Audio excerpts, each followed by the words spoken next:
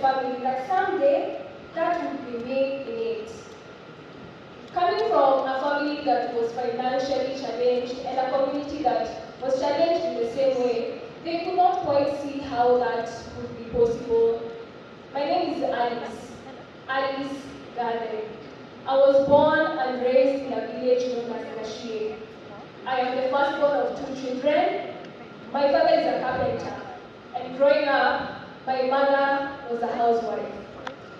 When I was in class 8, my father promised me that he would take me to the school I received an admissions letter from if I did well. And this compelled me to work hard. I worked hard in my KCPE and I scored 386 marks out of the possible 500. And this performance guaranteed me admission into a good school, a great school, a school I really wanted to attend.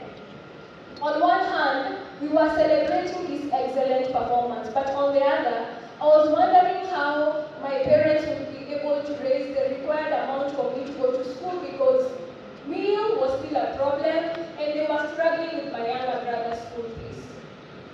After weeks and hundreds of applications, and when none of them came through, my father decided to go to this school to plead for additional reporting time. And the school granted him 2 weeks. Now in these 2 weeks, when my friends and neighbors had already reported to school, my family and I knocked on doors. We knocked on doors of strangers. We knocked on doors of friends, family, churches, you name it. We knocked on doors until we finally received an amount worth negotiating with the school. I remember this certain Monday morning when my parents were taking me to school. We woke up very early, packed my shopping in the blue metallic box, and boarded a matatu to school.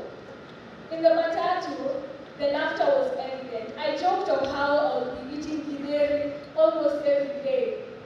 And when we got to the school's gates, my hope was revived because I am the first person in my family to go to high school. We then got into the school and my father proceeded into the administration's block when my mother and I waited outside. But then what I saw next left me stranded because as my father was coming out from the administration block, I saw tears in his eyes. I saw my father crying for the very first time. I have never seen that till date. He got to where we were and he told my mother and I that the school has said there is no space for me anymore and we need to leave the school premises immediately. We tried pleading, but nothing worked. And I wondered how they said there is no space for me, yet there was someone else who got admitted when we were waiting, and I was the second highest girl to receive an admissions letter from that school.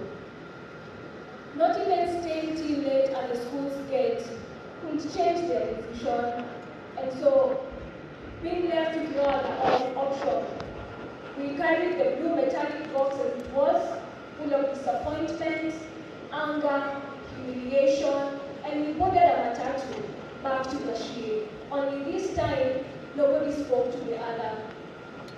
We got home and we informed our closest friends and relatives, and one of my uncles posted this incident on his Facebook page. After 2 days, my story was shared on TV stations, on radio stations, but nonetheless, I was still at home. And it was frustrating because I questioned the need to do well. I questioned the hard work I put because I was the very first person in my community, yet I was still at home, and every other person was in school. And I requested my parents to take me to the day school nearby, because I could not take staying home any longer, and they did. And after 2 weeks of attending this day school, on one evening when I was coming from home, I saw this stranger seated on our couch.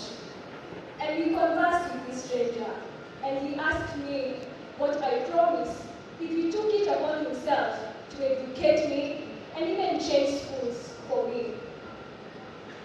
he uttered some words that have stuck with me to date. He said that everything he touches must shine, and so I will shine. This stranger is Mr. Onyoro, HSC, the founder of Affecto Foundation.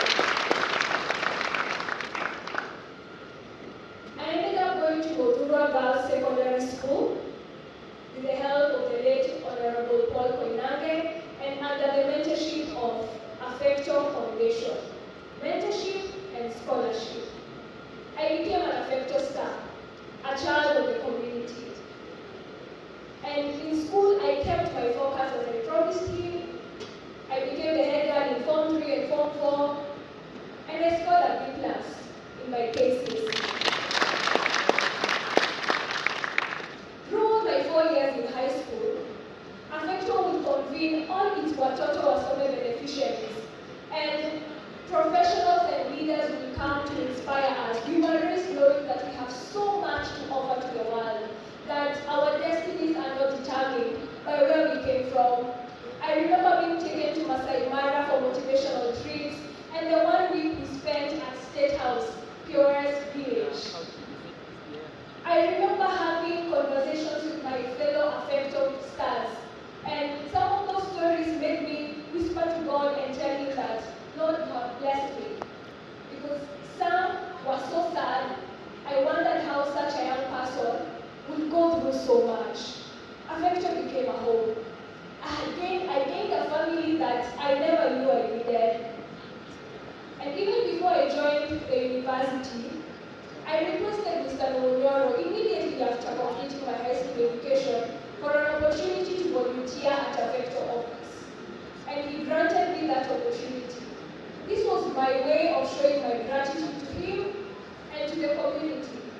And since 2021, I have been volunteering at Affecto office in the mentorship department and as the finance officer.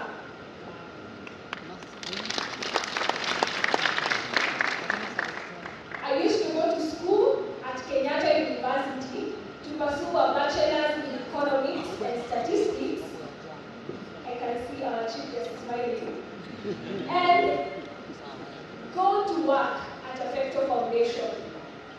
And under the mentorship of Mr. Onyoro, his guidance and fatherly advice, I have been able to go to 6 countries for international conferences, to be a keynote speaker as well, and be awarded. In 2021, I went to the Tanzania International Model United Nations to advocate for Sustainable Development Goal number 4, quality education. In 2022, I attended the Global Youth Parliament Summit in Bangkok, Thailand, where I was awarded the Emerging Leader Award, and I was a keynote speaker as well. In 2023, I went to Dubai. I was awarded the Emerging Leader Award and the Global Leader Award, where I was a keynote speaker under youth leadership to tackle violent extremism. In the same year, I went to Istanbul, Turkey, for a UN simulation, where the main focus was Sustainable Development Goal number 5, gender equality. I have represented Affecto at the East Africa Philanthropy Network, Rwanda Forum, that is in 2023, and earlier this year, 2025.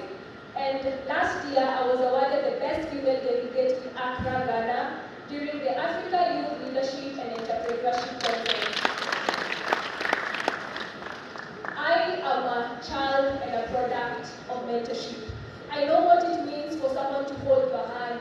I know what it means for someone to believe in you, even when they don't know you.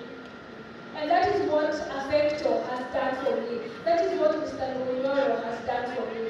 And because I have this burden of holding hands of younger people, I founded an organization last year known as Bold Girl Unite that empowers young women and by extension men through platforms of knowledge, education, mentorship, and climate action. So far, we have reached over 10,000 students across the country, where we go mentor them, academic excellence, life skills, mentorship, with the aim of making young people bold enough to believe and chase their dreams.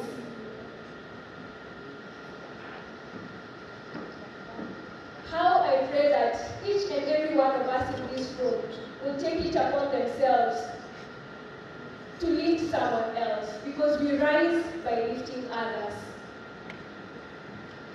Earlier this year, even before I completed my education, I got an internship at a top IT firm in Kenya. And this week, after turning 23, I turned 23 3 days ago. I got confirmed as a full employee at Smart Africa, and I got selected to be a board member at the Women in Nature Network, which is a global forum that connects women who are in the conservation space. The 100 Bob challenge that Mr. Norondoro does on his Facebook page is not in vain. The door he knocks on your offices are also not in vain. This is what your support has been able to do. This is the transformation that comes with coming together for a good cause. And I'm inviting you, friends, to become partners of Affecto Foundation, to become a family of Watoto Wasome, so that together we can continue this journey of transforming lives, of touching the lives of others who are like me. And Mr. Benson, you are looking for someone to learn Germany? I am here. Thank you very much. Watoto Wasome. Asante sana.